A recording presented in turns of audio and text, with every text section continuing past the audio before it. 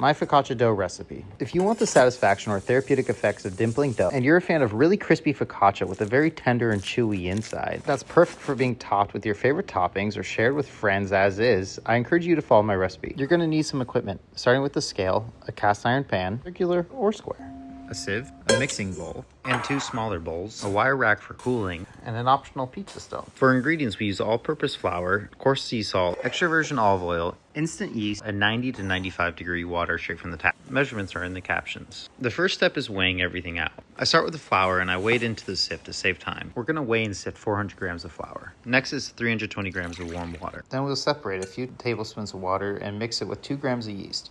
This will allow the yeast to activate, and we're going to set aside for 30 minutes. The rest of our water is mixed with the flour to start the autolyze step. Mix with a wooden spoon until all loose flour is incorporated. This is going to start tenderizing the flour and developing gluten. Once fully mixed, we're going to cover it up and set it aside for 30 minutes. While we wait, we're going to weigh out 12 grams of salt and 16 grams of oil, so that after 30 minutes, we can officially mix all our components. The salt goes on the top of the dough, and then we're going to put our olive oil. Finally, we're going to put our yeast mixture and grab a little bit of extra dough to scrape out any remaining yeast. To incorporate, we're going to fold the dough over the mixture. The folds will enclose the mixture, and then we're going to do a technique called the pinch and fold.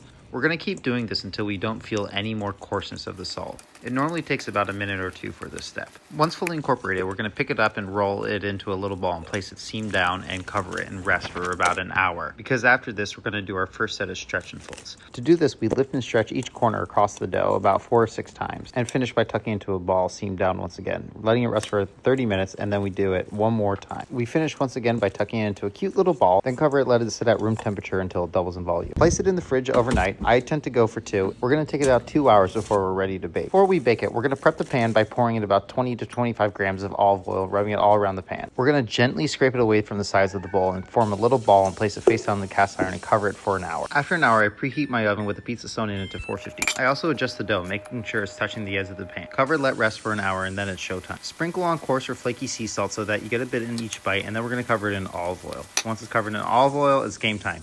Dimple it up. It's what you've been waiting for this whole time. We're going to bake it for 25 to 30 minutes and rotate it halfway through. It's done when it looks done. Let it cool on a cooling rack for 20-25 minutes, and that's how you make